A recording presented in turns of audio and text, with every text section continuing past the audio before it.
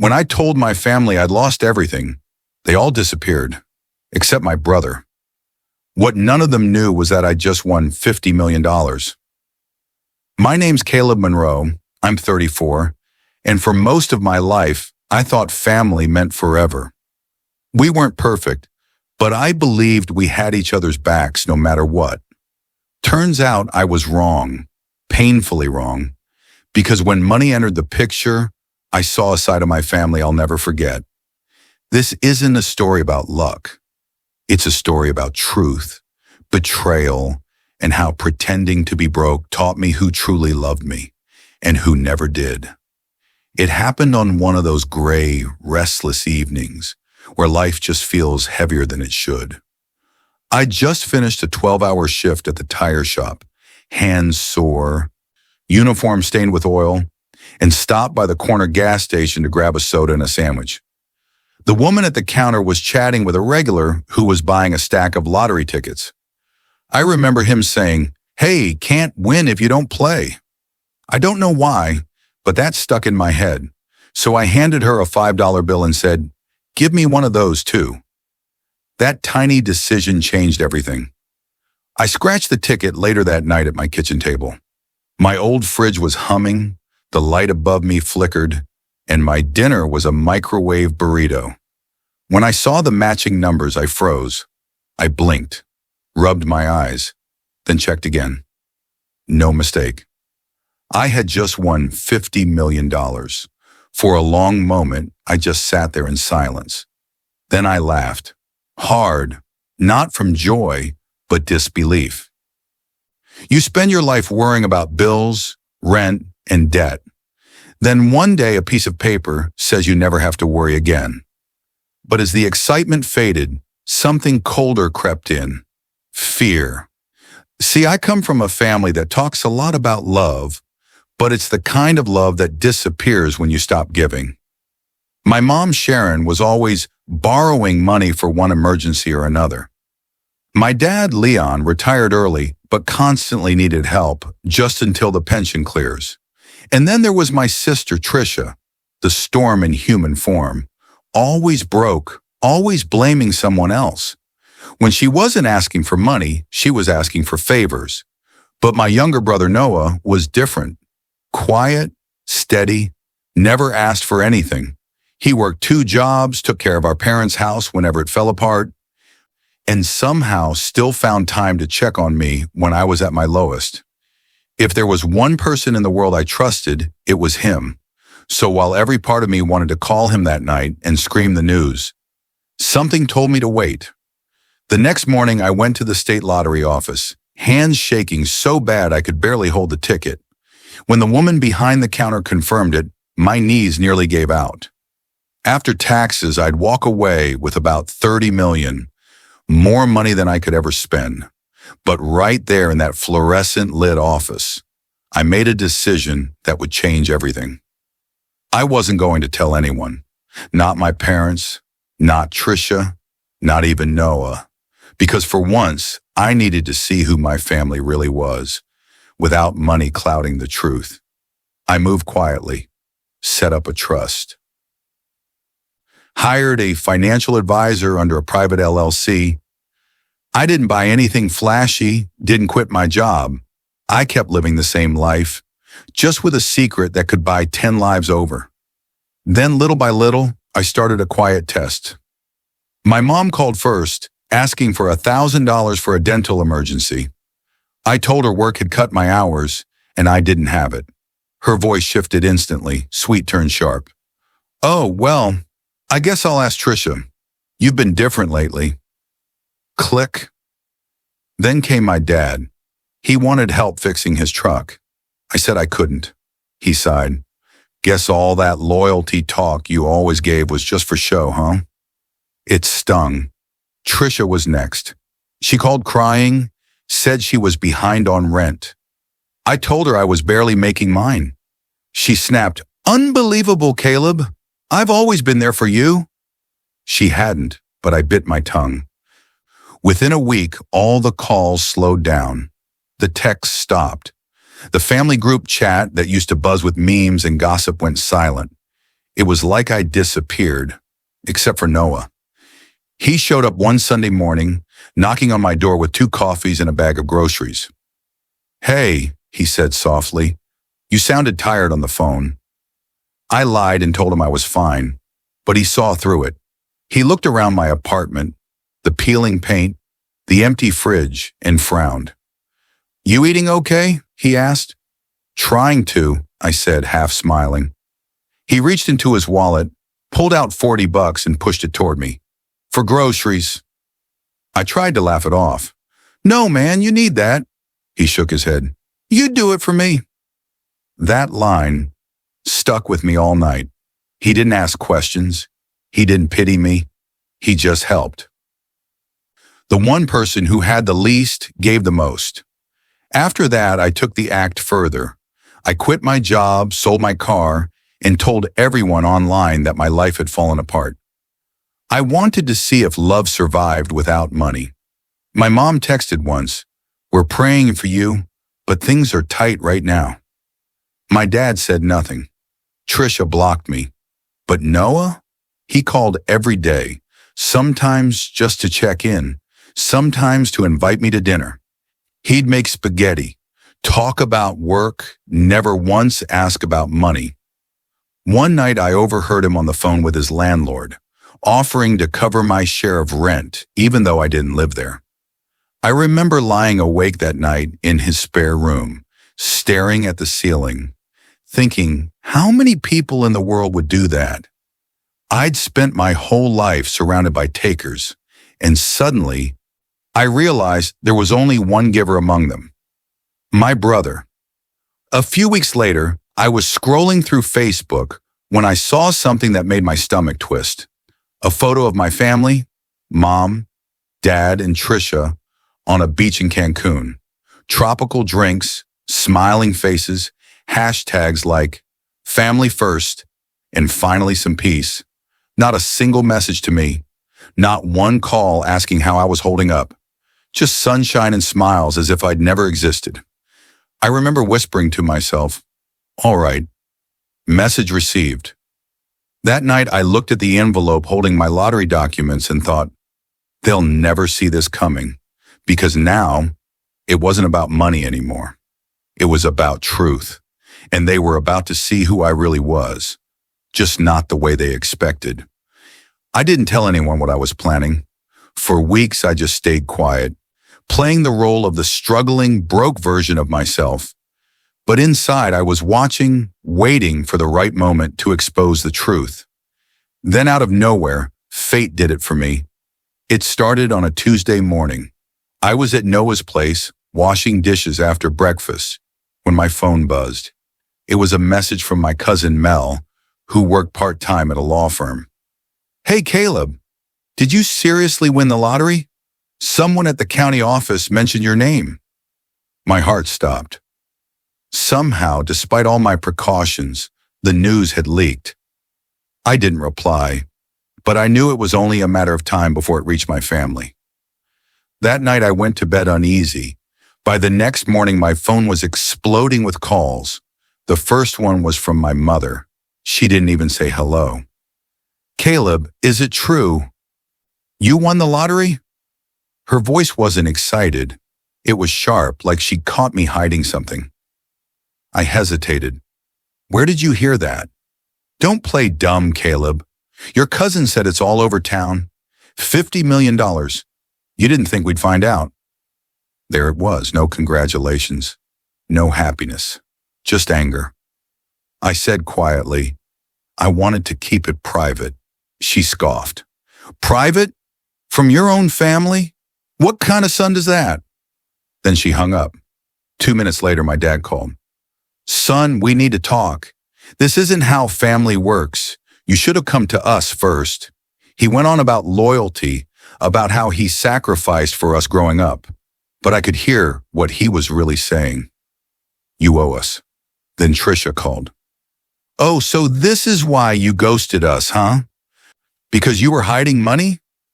I tried to explain that I didn't want it to change things, that I needed to know who was real, but she cut me off. You're unbelievable. We could have paid off Mom's debt, Dad's car, my rent, and you just sat there pretending to be broke?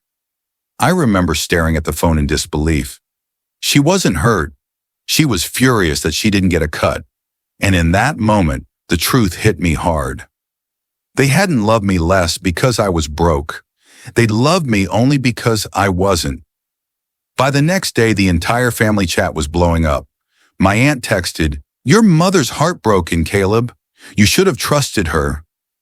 My cousin Mel apologized for leaking the info. And my mom posted something vague on Facebook like, "Sometimes money reveals who people truly are." The comments were full of sympathy. People calling me ungrateful, selfish. The narrative flipped overnight. I was the villain in my own family. Meanwhile, Noah came home from work that evening and found me sitting on the couch, staring at my phone. He frowned. "What's going on?" I told him everything. The ticket, the secret, the money, the act. He didn't say anything for a long time, just listened. Finally, he asked, "So, when you said you were broke?" "Yeah," I said softly. "It was a test. I needed to see who really cared." He nodded slowly, eyes wet. "And now you know." There wasn't judgment in his voice, just sadness. Then he said something I'll never forget. "You didn't have to test me, Caleb. You're my brother. You could have told me the truth." That one hit deep. He wasn't angry about the money. He was hurt that I didn't trust him. I realized in that moment, I'd been so focused on exposing everyone's greed, I'd almost lost the one person who never had any. The next few weeks were chaos. My parents started calling constantly. One day, Mom left a voicemail crying about losing sleep, saying, "We're your family, Caleb. You owe us a conversation." Trisha went nuclear online, posting about betrayal and fake relatives. And then it escalated. They showed up. I was staying at Noah's place when I heard a knock at the door around 8 p.m. It was my parents and Trisha standing behind them with folded arms and that smug look that used to make me grind my teeth as a kid. Mom's eyes were red. Dad's jaw was tight. "Can we come in?" she asked. Noah opened the door cautiously, and they walked in like they owned the place. Mom didn't waste a second. "Why would you hide something like that from us, Caleb?" I took a deep breath. "Because I needed to know who loved me without the money." Trisha laughed bitterly. "So this was what? Some kind of experiment?" "Yeah," I said quietly. "And it worked." Her smile vanished. Dad stepped forward. "That's not fair, son. You know we've always been there for you." I looked him dead in the eyes. "Really? When I said I was broke, you told me to figure it out on my own." Silence. Noah stood between us, tense. "Maybe we should all calm down." Mom cut him off. "No, this isn't right. Caleb, we raised you better than this. You don't keep fortune secrets from your blood." Trisha snapped. "You've always been the favorite, and now you're just proving it. You think you're better than us because you have money." I laughed softly. "No, I think I finally see you for who you are." That's when Mom said it, the one line that burned into my memory forever. "If your brother had won, he wouldn't have treated us like this." I looked at Noah and saw the pain flash across his face. He whispered, "Don't drag me into this, Mom." But she did, over and over, said he was the good one, the one who would have shared. That was the moment I realized. They weren't just angry. They were trying to turn us against each other. I asked them to leave. Calmly, respectfully, they refused. Trisha started shouting, calling me a liar, saying I'd changed. Noah finally snapped, "Enough! He didn't owe you anything when he was broke, and he doesn't owe you now." For a moment, everyone went silent. Then my dad muttered, "You're just defending him because you want his money too." That was it. Noah threw down his keys and said, "Get out!" They left eventually, slamming the door behind them. The silence afterward was heavy. Noah sat down, head in his hands. They're never going to let this go. I nodded. I know. But deep down, I wasn't angry anymore. I just felt free because now the mask was off. I didn't have a family anymore, not in the way I used to think. But I still had a brother, and that was worth more than every dollar I'd ever won. For a few months, I didn't hear from any of them. The holidays passed quietly. No invitations, no messages. But then something unexpected happened. A letter arrived in the mail. It was from my mother. Handwritten, short, cold. We don't understand why you turned your back on us, but you made your choice. Don't come back when the money's gone. No love, Mom. Just her name at the bottom. I folded it carefully and put it in a drawer. Not because I wanted to keep it, but because it reminded me of the line I'd finally drawn. I thought that was the end of it. But then came the call from a lawyer. Apparently my parents had done something I never expected. And when I found out what it was, I realized my test wasn't over. It was just beginning. The call came on a Thursday morning. I was sipping coffee on Noah's porch when my phone rang with a number I didn't recognize. Mr. Monroe, the voice said, this is Attorney Klein from Mason & Myers.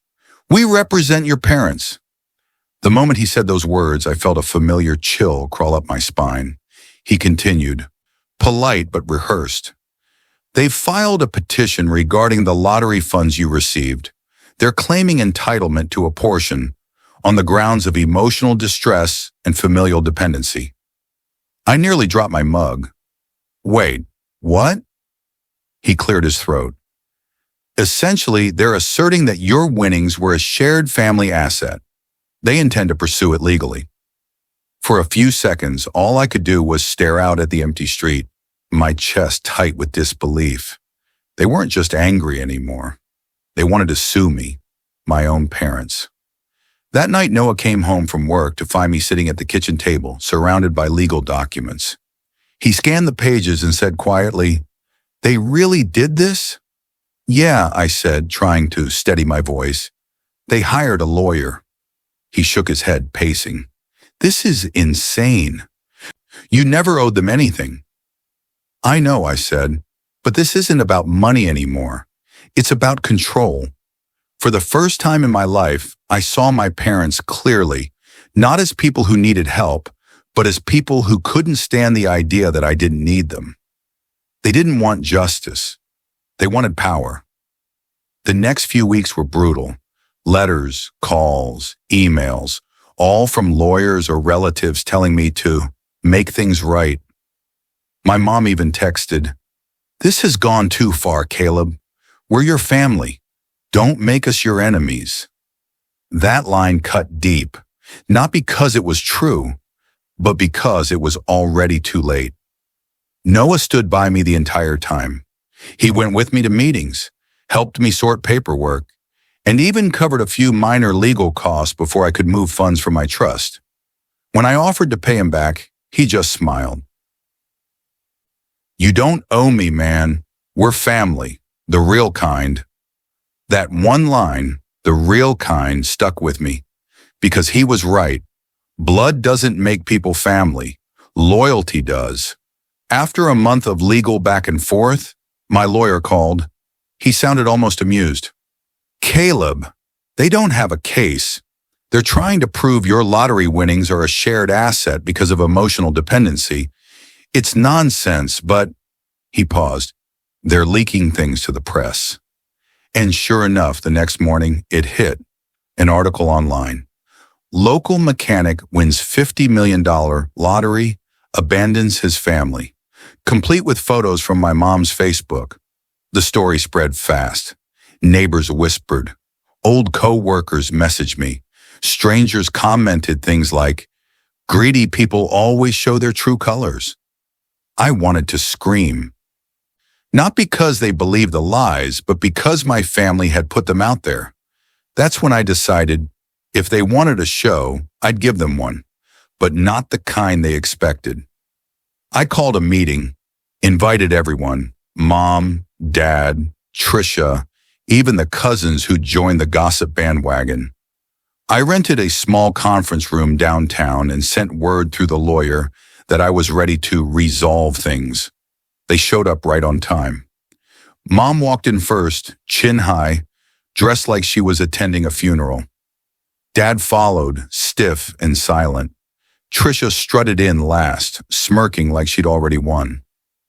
I stood at the head of the table, calm. On the table in front of me were several sealed envelopes, one for each of them. Before we start, I said, I just want to say this isn't about money anymore. It's about respect. You all showed me what I meant to you when I was broke, and now I'm going to return the favor. Mom frowned. Caleb, this isn't necessary. We just want... I raised a hand. Please, just open the envelopes. They exchanged confused glances and tore them open. Inside each one was a check. For $1. Trisha's face went red. Are you joking? No, I said softly. That's what your loyalty was worth to me. $1. My mother slammed her envelope down. How dare you embarrass us like this? Embarrass you? I said, keeping my voice steady. You did that yourselves the moment you turned your back on me.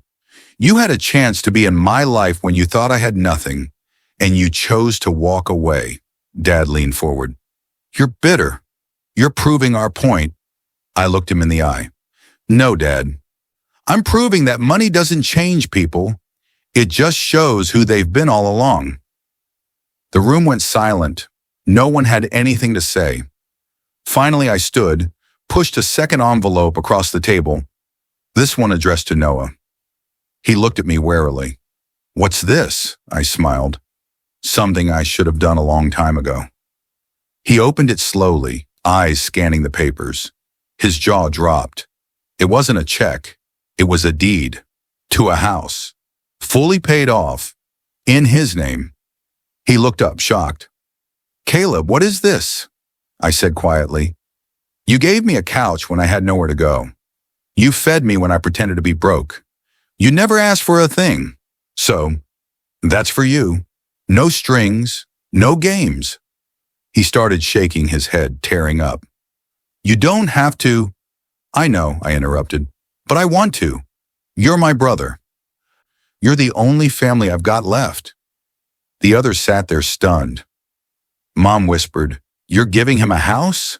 Yeah, I said, because when I had nothing, he gave me something money can't buy. Kindness. And that's worth more than every dollar in the world. I picked up my coat, looked around the room, and said the last thing I'd ever say to them as family. Congratulations. You just lost the only son who ever would have helped you. Then I walked out. That was a year ago. The lawsuit dropped. The gossip died down. The family, still distant, but I don't lose sleep over it anymore. Noah lives in that house now with his wife and newborn daughter. Sometimes I visit, and he still thanks me every time. I keep telling him the same thing. You don't owe me anything. You just reminded me what love actually looks like. I set up a small foundation in my late grandmother's name, a woman who raised us when our parents were too busy fighting. The foundation helps struggling mechanics and laborers who need a second chance. Every time someone gets back on their feet, I think of those nights on Noah's couch, when I thought I had nothing, and realized I had everything I needed sitting right beside me. People say money changes you. Maybe they're right. It didn't make me greedy or proud. It just made me awake. Because when I lost my family's love, I gained something far more valuable, the truth. And sometimes, that's the best kind of fortune you can win. What would you have done if you were in my shoes, told your family, or kept the secret? If this story hit you hard, make sure to subscribe and comment "Justice Served" below. I read every one of them.